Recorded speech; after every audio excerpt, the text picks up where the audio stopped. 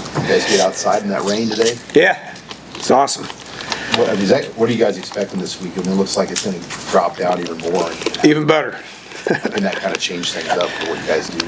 Yeah, it's probably sunny and 85 out there in LA, right? We ignore it.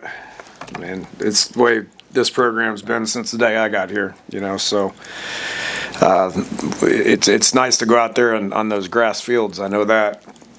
Because, when I got here a year ago, those things were not very good, and it was tough to go out there and practice with that surface, but we don't have that excuse. The surface is good. Practice conditions are good. Football is meant to be played out there. What did you see from Dylan after that pick, before that final drive, and how have you seen him maybe grow and the tough stuff behind? Yeah, he's done a good job of just playing the next play, He was so excited when we got the ball back. I was with him on the sidelines, and it's tough because they had momentum, and they tie it 21-21, and we went out there and just gave them the ball right back. So that's a tough moment, and Coach Rule talks about complementary football all the time. We got 2 turnovers and 14 points off those turnovers. We gave them the ball twice, and they got 0 points off turnovers. So that's how you measure complementary football. And when Javen got the ball back, got that pick, I mean, Dylan put his helmet on and just sprinted out there. I mean, he was so excited, that the defense got him the ball back, and had the confidence and the poise to put together probably his best drive that I've seen him. We converted on four third downs, and he made some great plays, and then the final play, it's a run pass option, and he made the right decision. Then Emmett ran hard for 4 yards to get us that touchdown. So to answer your question, I saw excitement, after we got the ball back. He was very thankful that the defense did that for him. What stands out to you about USC and the caliber of defensive athletes they have? Yeah, just unbelievable athletes. They do a great job. I've known Lincoln for a long time, and know those defensive guys as well. So, they're very well coached. They have very well, they have 4 or 5 star guys out there. I mean, every one of their D linemen 6'5", 275. Every one of them. Never seen that before, But they got one big dude in there. But they're big up front. Their linebackers are active. Their secondary does a good job. So it's going to be a huge challenge. What do you see from them in the red zone? Matt mentioned the red zone defense. What makes a good red zone defense? Holding them to field goals. That's how you measure it. That's why we won the game last week. We held them to a couple of field goals defensively, and that's what everybody preaches. I mean, how many times have I sat up here and talked about, we got to score touchdowns in the red zone. That's got to improve. It's one of the first things that I addressed with the guys when I got here a year ago, ironically enough, preparing for USC.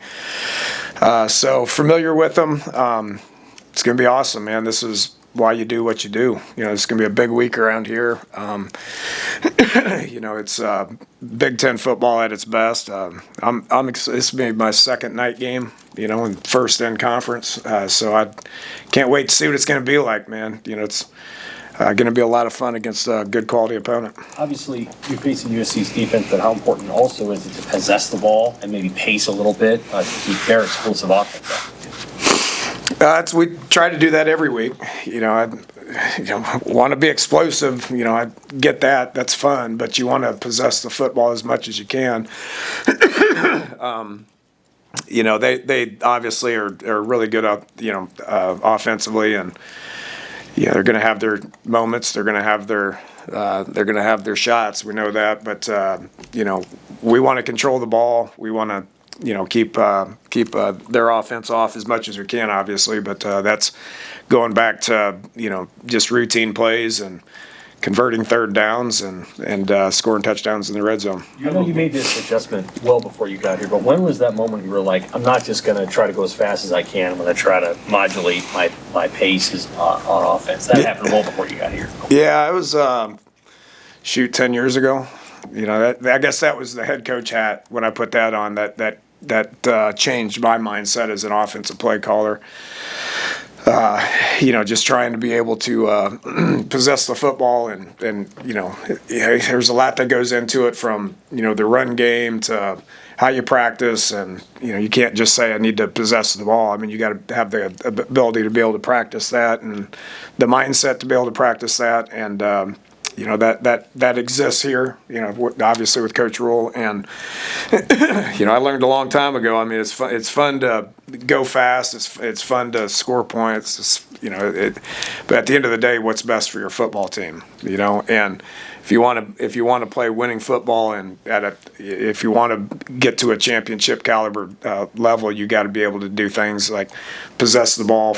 I thought one of the best moments that we had last week was, when we got the ball back and we had to get a first down, we were able to grind it out and get a first down. Okay, that's culture. That's how you practice for, how you practice in spring, how you practice in camp, how the ability to be able to do that was pretty cool. I thought that showed growth with our offense. What's your level of concern with the O-line health, the injuries? Do you have a level of concern?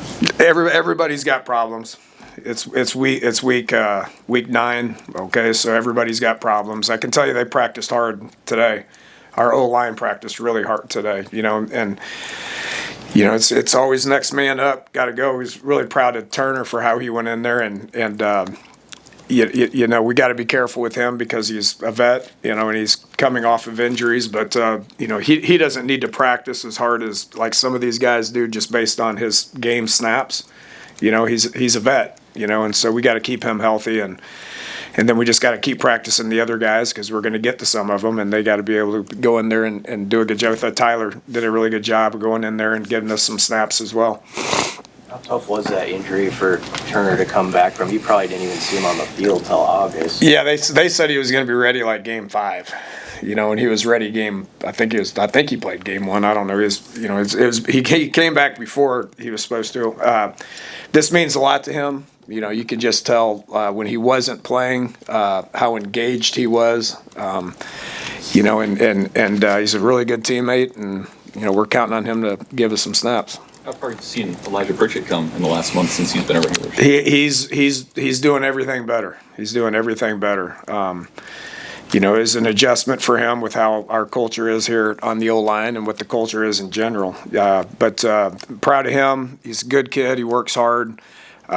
Means a lot to him. He wasn't playing a lot earlier, and that bothered him. And so he started doing things right, started doing things better, and just keeps getting better every week. Hey, Coach, when Emmett can take 27 carries, what does that do? Just the balance and how safeties play and just some of the different things that can give your offense. Yeah, I've said it. We can't keep doing that every week, but he gets stronger as the game goes on, and so when you're in tight games like that, you need to win them. You're going to go to your best players, and so he's one of our best players, obviously. So he just keeps getting stronger, and not all backs can do that. Some backs are going to get tapped out on about 12, 15 carries, and he's just not that guy. He can do about anything that we ask him to do, and he's going to do whatever we ask him to do to help the team win.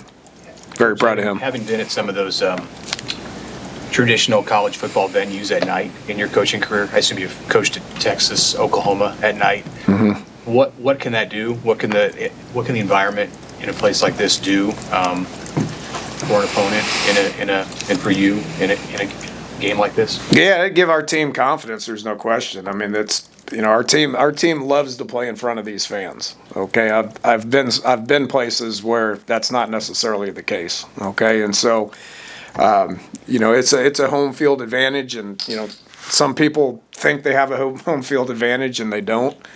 We all know that this is a home field advantage here because our players are excited about playing in atmospheres like this, and I'm sure our opponent's going to be fired up about it too. But with crowd noise and been in games like this where the crowd makes magical moments, and so I can't tell you how fired up I am for it, night game. And, I've been here for a night game on the other sideline. Back when I was at Texas Tech, we came up here twice. One of them was that night. I think it was in 2000 or 2001. And man, I remember that to this day. So our guys are fired up for this week, and a lot of them have mentioned to me just like this is why I'm here. And this is one reason why I'm here is for games like this. So we're fired up and ready to go. Anything else for Coach? Okay, thank you all.